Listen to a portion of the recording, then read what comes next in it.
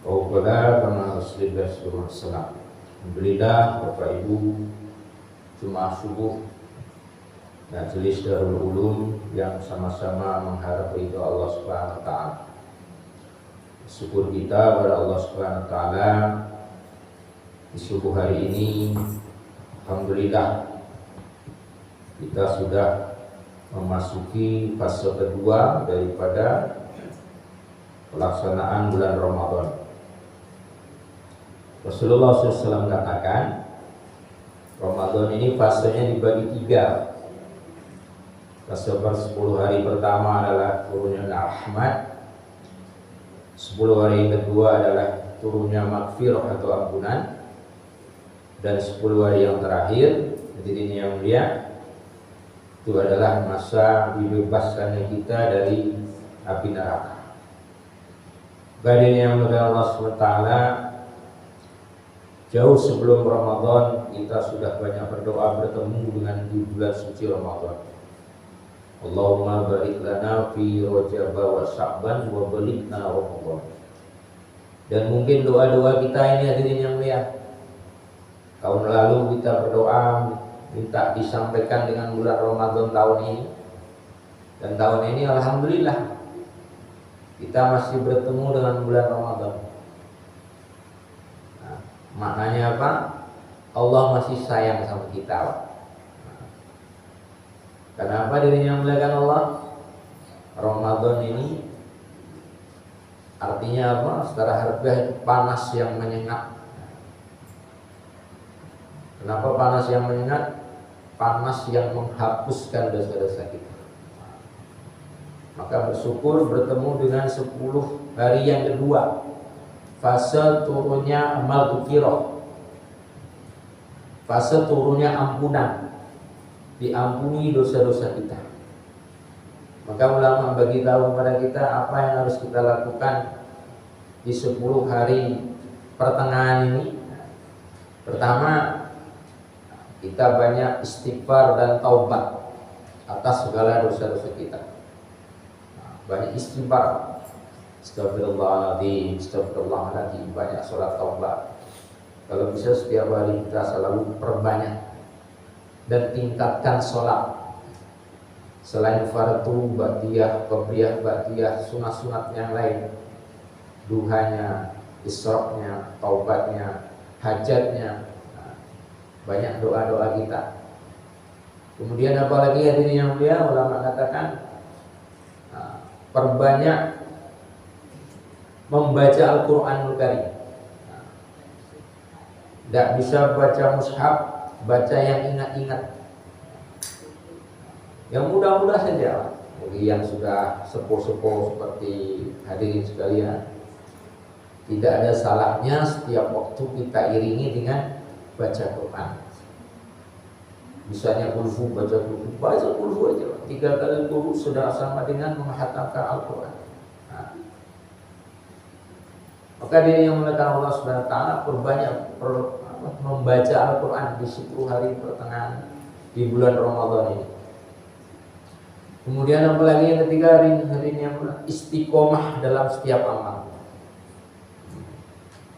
Tarawihnya, tadarusnya, kemudian qiyamul lailnya.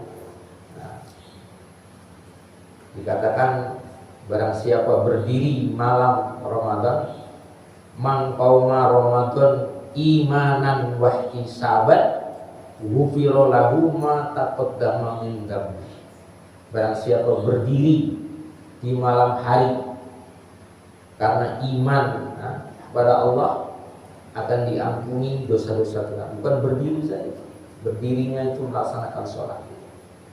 Maka yang baik itu hadirin yang mulia, ketika kita bangun mau sahur, sunahkan 2 rakaat tahajud atau 4 rakaat tahajud.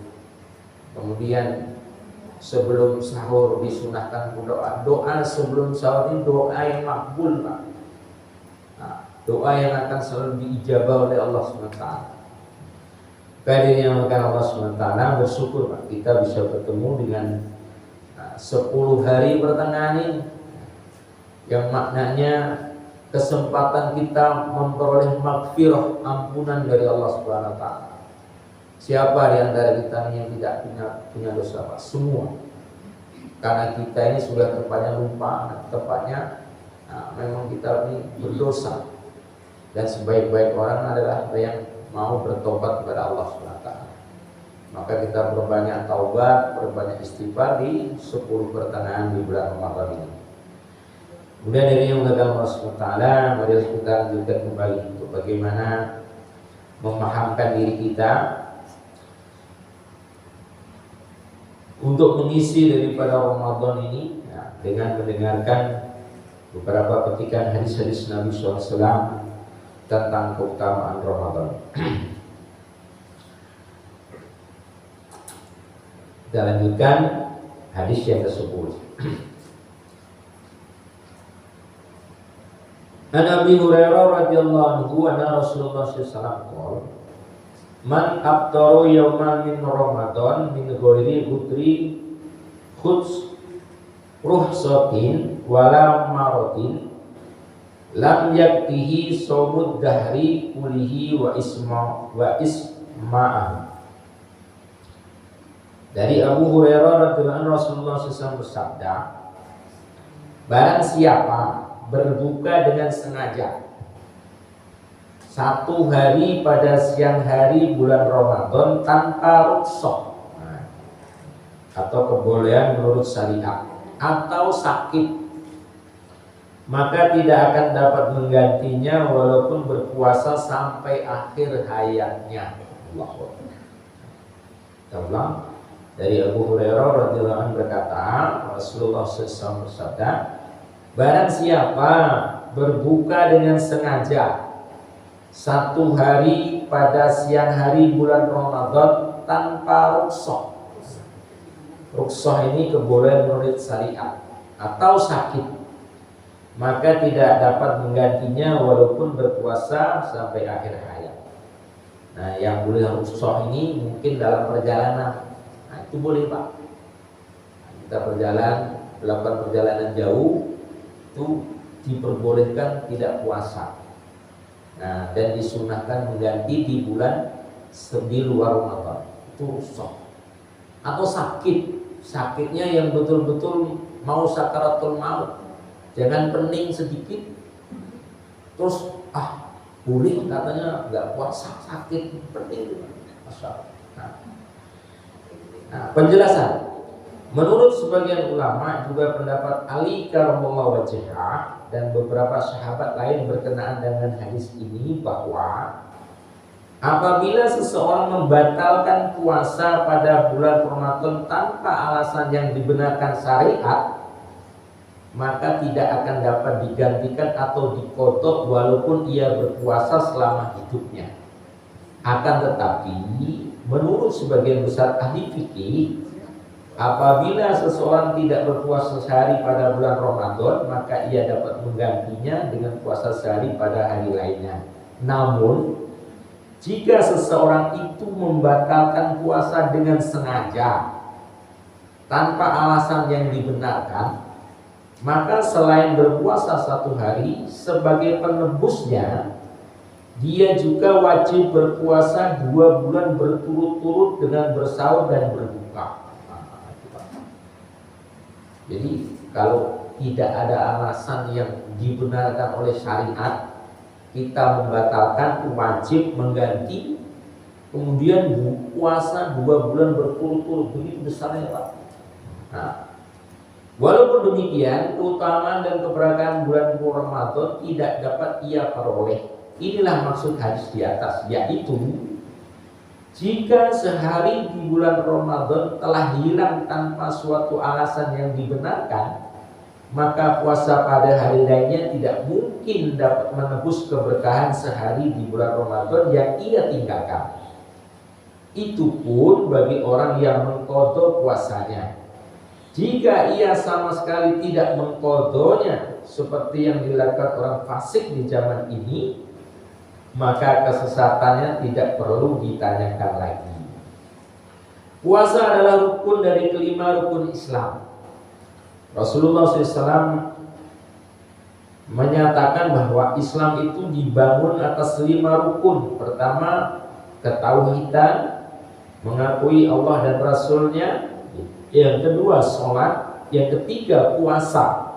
Yang keempat, zakat. Yang kelima, ibadah haji. Berapa banyak kaum muslimin yang telah mati keislamannya sehingga ia menganggap dirinya sebagai muslim, walaupun di antara 5 rukun itu tidak ada satupun yang dilaksanakannya. Tertulis di identitasnya agamanya Islam, namun di mata Allah dia tidak dianggap sebagai orang Islam. Sehingga dalam riwayat Ibnu Abbas diberitakan bahwa dasar Islam adalah 3: syahadat, sholat, dan puasa. Barang siapa meninggalkan salah satu di antaranya, maka dialah orang kafir dan halal darahnya.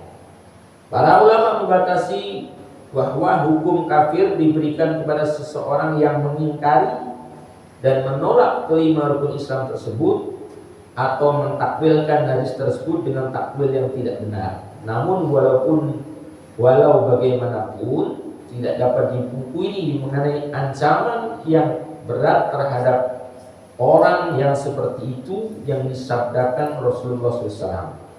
Sangatlah penting bagi orang yang melaksanakan kesalahan dan menunaikan kewajibannya agar merasa takut kepada murka Allah, karena tiada pun seorang yang dapat menjamin kematiannya. Kehidupan dunia adalah kenikmatan sementara dan cepat hilang. Hanya ketaatan kepada Allah lah yang merupakan sesuatu yang diharapkan. Jadi hadirin yang dimuliakan Allah SWT, satu hadis yang begitu berat, Pak. Kalau satu hari itu kita membatalkan puasa itu tanpa alasan yang dibenarkan oleh syariat agama kita. Apalagi orang yang tidak berpuasa, Pak, Masya Allah.